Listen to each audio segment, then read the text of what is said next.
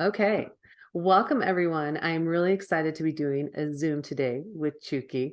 Many of you have been seeing a lot of advertisements on my social media about the Steinberg Sports Academy football camp that we're going to be running on April 1st from 10 to 1 in Mesa, Arizona at Bell Bank Park. And I'll be putting that info in the chat as well for you guys. So we're really excited. We may have a few of our other athletes coming in as well, too. But we're going to do a little like preview before this event happens because my son was actually, who's 11, asking me a ton of questions to ask the guys. And I kept saying, we have to wait till you go to the camp. But I thought, what better than for us to sit here and talk about it? Because I think you guys will realize really quick that our athletes are more than just athletes. There's so much more to them, and especially when they retire. So, Chuki, welcome to the Zoom with us. And like I said, we may get a few of our other guys rolling in here soon too. But we wanted to talk about football and life and all these different wonderful things that are going on. Obviously, you are a Super Bowl winner, which we always talk about. Such an achievement in your life. But I had some really fun questions that I thought we could start this off with, especially coming from an 11-year-old boy who's my son's really gotten into football this year. So he was really into the Super Bowl, and it was quite comical to watch him watch the Super Bowl for the first time, like, and him yelling at people and stuff. I'm like, who is this child? Where did you come from? So, Right. but I think what would be great for some of our viewers and listeners to know is a little bit about your background. How did you end up getting into football and getting into the NFL? I never played football until I was in high school. When I was a freshman in high school, I went to a prep school in New York, and it's a very small school, and there's no PE, there's no gym class. So everyone had to play a sport. I'm originally from Pittsburgh, and if anybody knows anything about Pittsburgh, they like football there. And even though I never played, I always wanted to. So that was my first opportunity, was in high school. And it was just a natural fit in terms of my athletic abilities at that time. That was the most natural, that game came natural to me. And so that's how I started in football. The big thing with sports for me growing up is, sports was a place that I really discovered a sense of self-worth, and really, really liked being a valued member of the tribe, and being relied upon as a leader. And so that that feeling of love for myself was really my motivation to pursue you know an opportunity to play sports in college and eventually making it my career. And so it really comes back to the same love that even your son and a lot of Americans have for sports. It's that energy that really made me want to play. That's awesome. And I think we have Reggie Walker coming on in here as well. We'll let him get all connected too. Hey, we're here. We're here. Reggie My and our apologies. no worries. We understand. So is David with you too? Yeah, he's with me. All right, awesome. Well, we were just introducing to everyone, talking about the Steinberg Sports Camp that's happening, and Chuki was just filling us in on how he got in to football because my son, who is 11, has just really started to love football, and he's got lots of questions for you guys. And so maybe both you and David can give us a short summary of how you guys ended up getting into football and moving into the NFL. No worries at all. So, I'll just start with myself. So, I was one of those kids who immediately when I saw football, I just thought it was the most amazing thing ever. I remember asking my dad, like, "What is this?" Like, I still remember that conversation. I think I was 4. Like, "What is this? This is amazing. Like, what is this?" And he was like, "This is called football." And he told me too that this is something that you also can do. And it just blew my mind that I was like, I can do that. I can be one of those guys. Um, and it was just something that it always brought some of the biggest, most fulfilling moments of my life. Were on a football field with just being on a team. And the more and more I played, I just loved it. I've always loved it. That's awesome. I was muting my mic there for a moment. As you guys know, I live right by the military bases and I do a lot of work with veterans, and sometimes they're playing war. And so we had that happening. David, I see you're on the call. Thank you so much for jumping on. So we were just asking everyone to give us a little summary of how you ended up in football. Okay. Thank you guys for having me on too. I appreciate it. So how I got started, um, I grew up in South Central Los Angeles, and my mom put me in Pop Warner football. Me and my brother, we lived in that area. We were bigger for our size.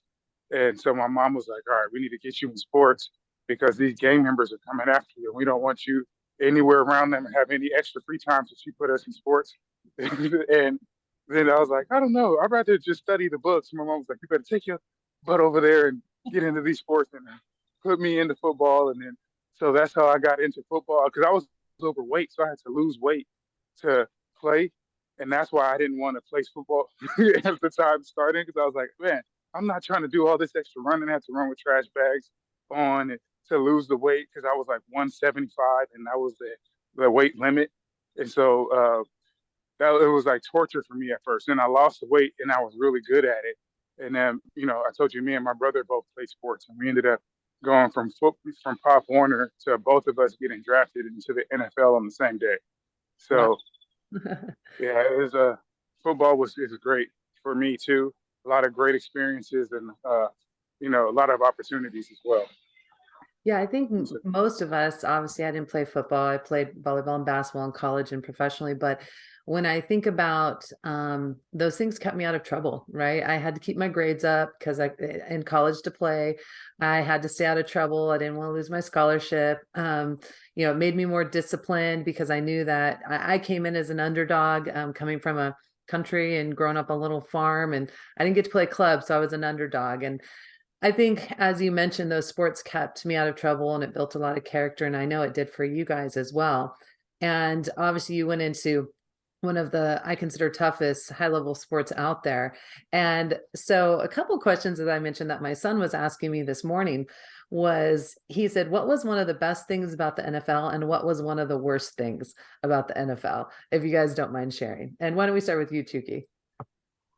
The best thing about the NFL was really the opportunity, especially for me being drafted by my hometown team. That was I already had an emotional connection to Pittsburgh and to the Steelers. So playing most of my career there and representing my hometown, the soil that I'm from was really for me the best part. Winning the Super Bowl was a bonus, but to be able to represent my hometown was probably the best thing. The toughest thing I would say about football is that it's when I first decided I wanted to play pro sports when I was 7, my thought was I'm going to play for the rest of my life. I mean, I was 7 years old, so I thought you thought you could play for the rest of your life, and who and what we are is very important for all of us human beings. And so when the game ends, it has implications for us socially, psychologically, physiologically, and emotionally. And so it losing the game, there's a period of time where it was, kind of readjusting and reinventing yourself and really finding a greater purpose in how I'm going to use my experience in the NFL to empower others to make the world a better place even after the game's done. But even that's kind of a positive, but I would say that would be the worst thing about it was just kind of that loss of identity and the loss of the game. Yeah, I totally feel that. Awesome. Reggie, what about you? I would say the best part is definitely living out your dream. That doing something that a lot of people can't say that they could do. Um, I kind of look at it like if you were a kindergartner and your teacher asked you to sit down and put down like what do you want to be when you grow up. Very few people actually become that thing. I actually became that thing. So I'll say that was the best part. Worst part, um, probably just the lack of privacy. Probably that you go to college, everybody knows who you are, and that's a good and a bad thing. Um, when you go to play pro ball, if you do get that chance and you're lucky enough to, privacy is out the window. You're gonna think of everything.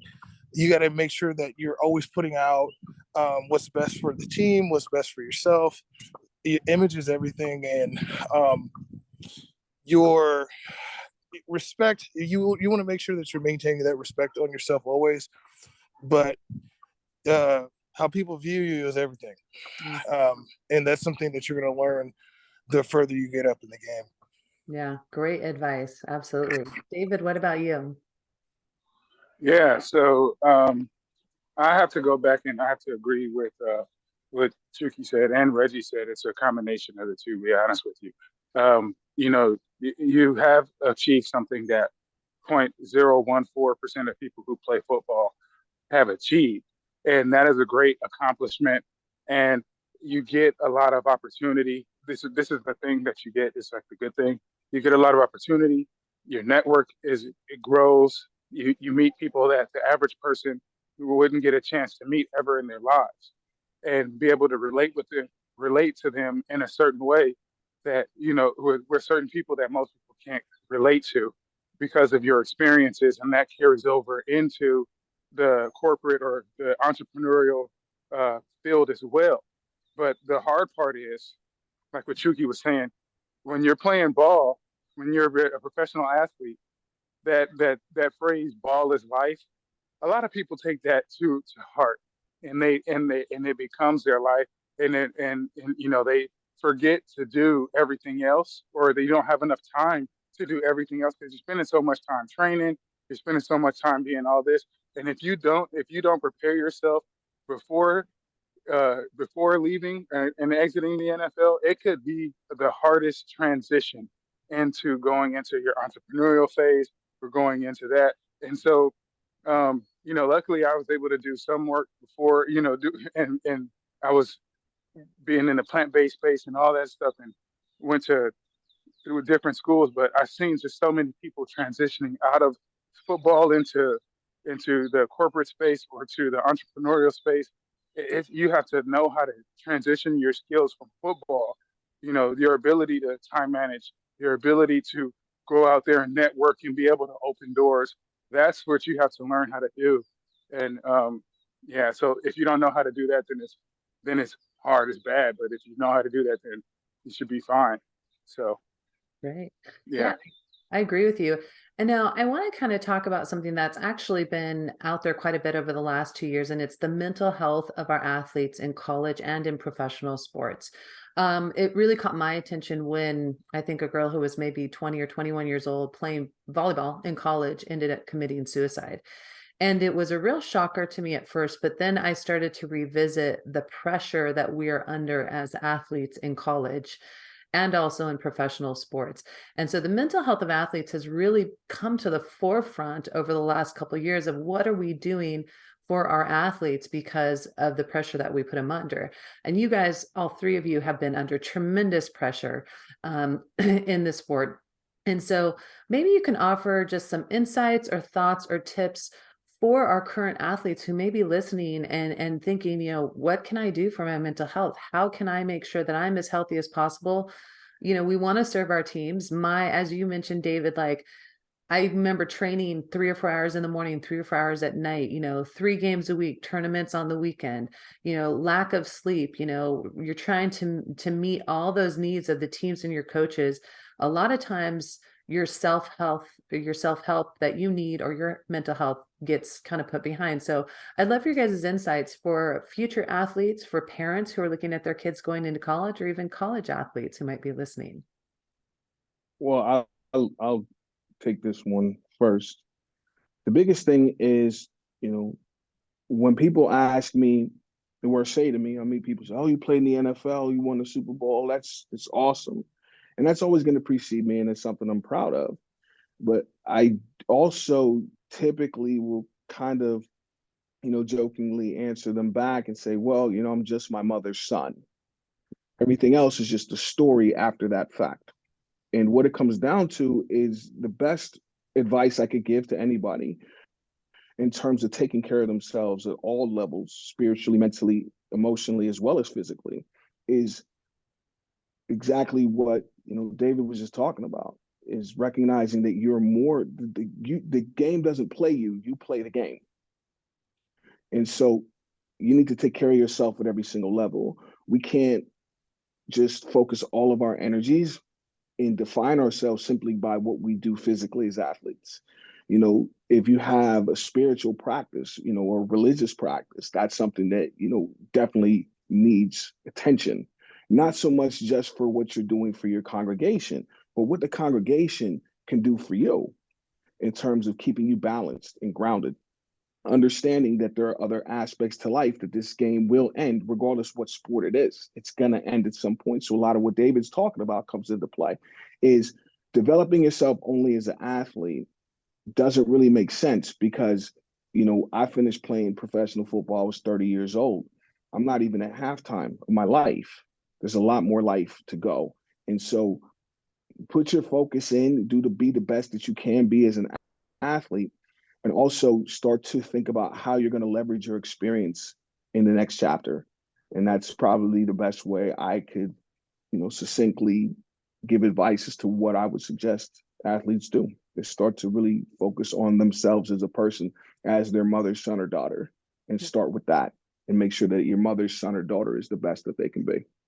I love that. And Reggie, you've obviously written a book and you've done a class that focuses on mental health and wellness of athletes who are getting ready to go into college or the NFL. So I know this has been a topic near and dear to your heart. So I'd love for you to share. Obviously, we won't give away all the secrets. I will post how to get Reggie's book in the chat and how to get to his class as well. But love for your insight, because I know this is something that you've dealt with regularly. Yeah. I'm great. This is a great question. I think that you have to begin with, understanding that there's a problem in the first place. But the problem is you're in an environment that most kids and most people aren't going to understand. Most people are even going to really be able to help you with, unless they've as well as they could if they've gone through the situation themselves. Most people around you that are helping you have not gone through the situation themselves.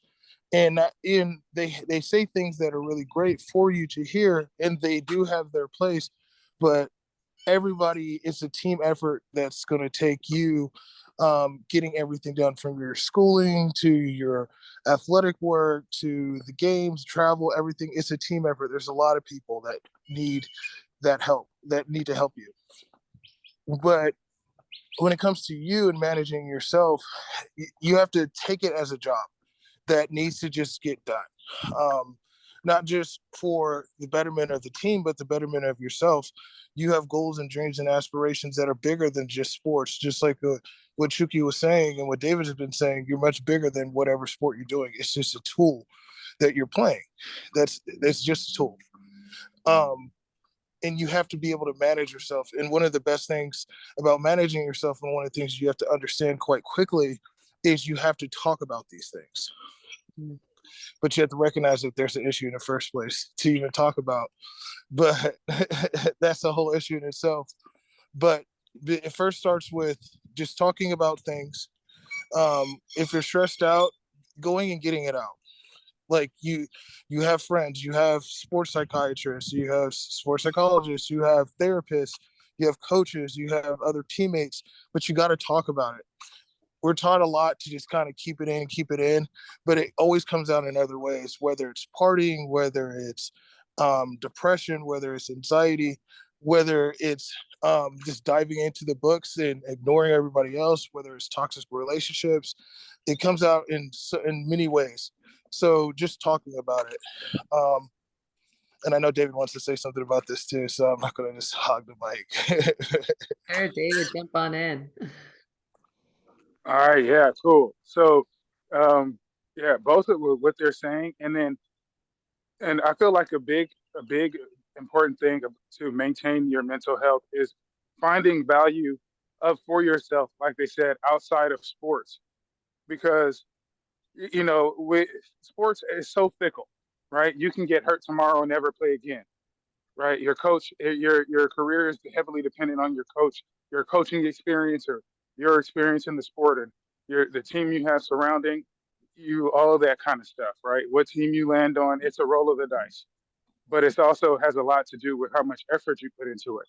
But you also have to understand that you can't hinge your total value just on sports, and you have to figure out a way to pull value in outside of sports, right? Like he said, like Chucky was saying, maybe it's your church, right? But maybe there's a way that you can, start to gather a mentor and learn from someone who has a construction company, and you learn how to build your own construction company, or pick up a trade or something. So it's something where you can have revenue, create revenue, or learn something, build some sort of business outside of that. So while you're in there and you're playing all these sports, you're building your contacts, you're building your network. So you have a community to fall into that's not just athletes, right? That's not just sports. And then but when you start to build that value, and you have multiple value streams or revenues, you have revenue streams, of which is sports, or value stream, which is your whatever company you're making. A lot of people, they have so many mental issues in sports. One, like Reggie said, they don't talk about it. But then two, they totally attach their entire worth and value to the sport that they're playing. And that's not a healthy thing to do, because like I said, your career in sports could be done tomorrow. Mm-hmm. You could get hurt, especially in football. You have a 99% chance of getting hurt. So it's just like, but the ones who get hurt, you see it too in the guys that are playing. The ones who get hurt, and they're like, "Oh man, your career is over." They'd be like, "Oh man, I'm good. I have a whole business set up, so I'll be okay. I'll transition."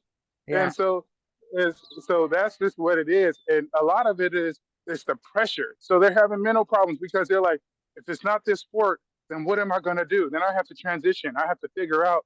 And all that work that I've been doing, like you said, working out 3-4 hours a day, twice a day, all that's for nothing. And now all I can put on my resume is I can work hard.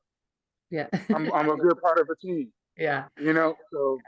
Well, and Yeah. hitting on some really great topics. In fact, you guys know I work a lot with veterans, and this is the same story with veterans.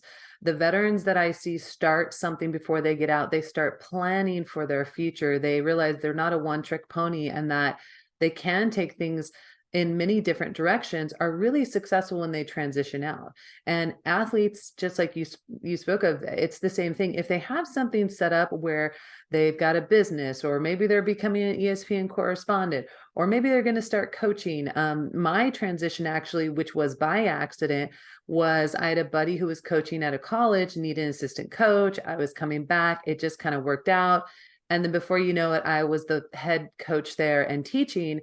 And so that transition was big for me, because I didn't feel like I lost community, because I did feel like when you spend 12 hours a day with someone constantly, they're your family, they're your group, you're with them all the time. So when that community goes away, you suddenly feel very empty. And I hear this a lot from our special operations veterans guys, Navy SEALs, Green Berets. I mean, they spend so much time together, and they know they have each other's back, and then suddenly that's gone. And not to say that us as athletes can remotely understand our veterans coming back from war, but just the mentality of losing that community and the ability for us to look beyond what we're doing and transition.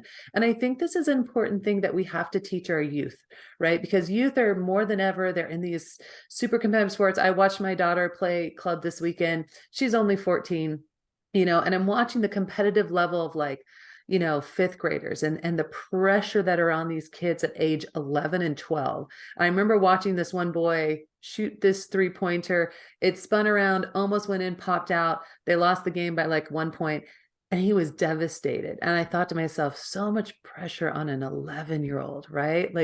I never had that pressure at 11.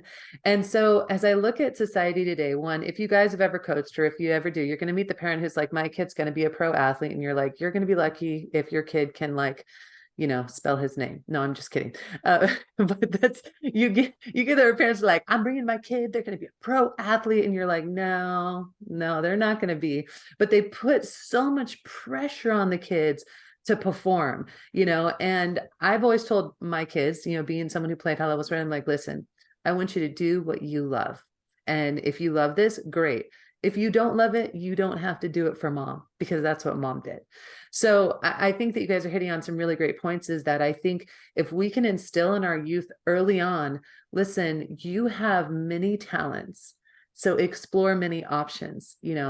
That's something that, even though sports was a main staple for me, it kept me out of trouble. It built my character. It taught me grit, courage, how to persist, how to move forward. I still had to realize that I was more than just that athlete. So I think that's really great. And I know we'll talk about some of this at the camp for those of you who might just be tuning in. We are doing a Lee Steinberg Sports Academy football camp with these amazing men. And that's going to be happening on April 1st, 10 a.m. to 1 p.m. at Bell Bank Park in Mesa, Arizona. I put the info in the chat. It will also be in the links below where you can sign up as well. This is a free camp, which is pretty epic, that you can bring your kids ages 7 to 18 to come and get a chance to hang out with these amazing guys. So I have 2 more questions for you guys before we go. So they say hindsight is 20/20, right? So if you could go back to your younger self and give your younger self advice, what would it be?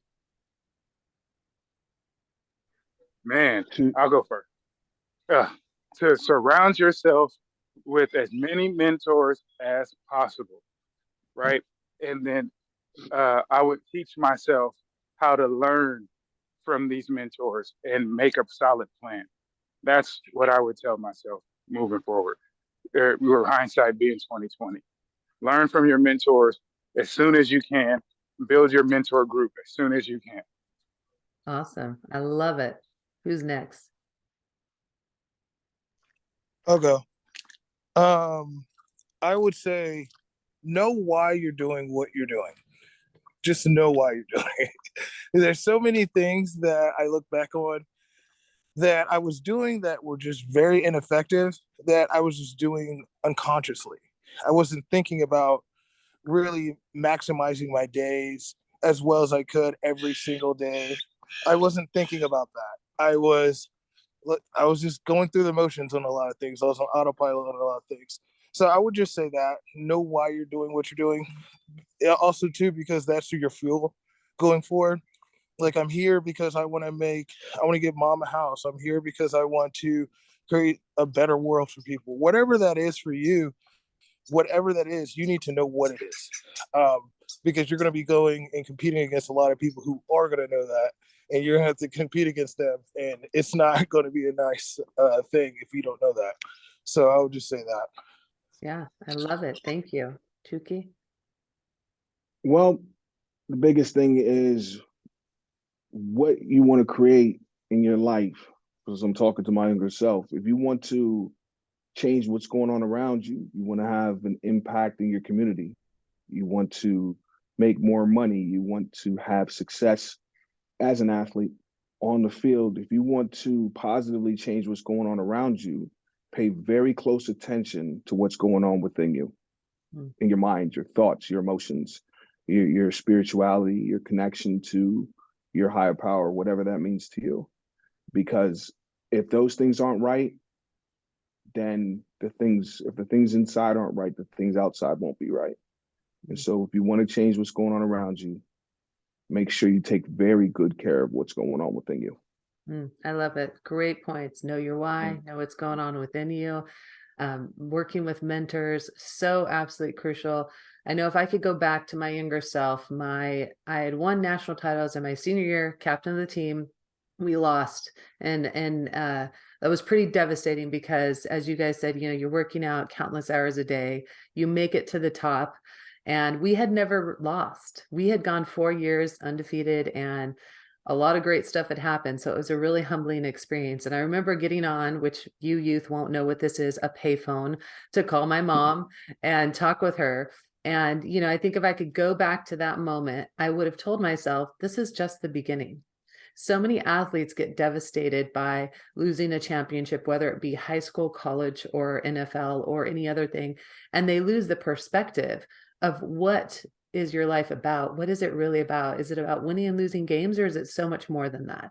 And so I wish I could have in that moment gone back and said, this is just the beginning of what your life is going to do. You're not defined by this win or loss. So I think that's great perspective. And so I'm really, really excited because you guys are going to be at the camp. This is something so cool. You guys are going to get to give this knowledge to youth from ages 7 up to 18, and probably parents who are listening who might be really thinking about what about my kid in sports. And this is really going to be a fun time. So for those of you listening, once again, we're doing a Steinberg Sports Academy football camp with these amazing gentlemen. It will be on April 1st, 10 to 1 p.m. at Bell Bank Park in Mesa, Arizona. Links are in the chat, but we'll also post them below for all of you. And if you have any questions you think of afterwards, message me and I will message the guys and send it to them, and we can put it out on Facebook or LinkedIn or answer any of those questions. But I hope you guys will sign up, check out what we're doing. Also, Steinberg Sports Academy is coming soon. It is a very unique, amazing high school that will basically be doing what we call the dream education. Have you ever dreamed of your kids having that amazing education with everything from STEAM to project-based learning to top sports? Well, that's what this school is going to be about. I'm excited to be the chief academic officer for it. So make sure when you check out Steinberg Sports Academy football camp, take a look at the school that's coming to you soon and message us if you have any other questions. And I will just close this out how I close out all my podcasts. Remember to live, love, laugh, and always be your authentic self.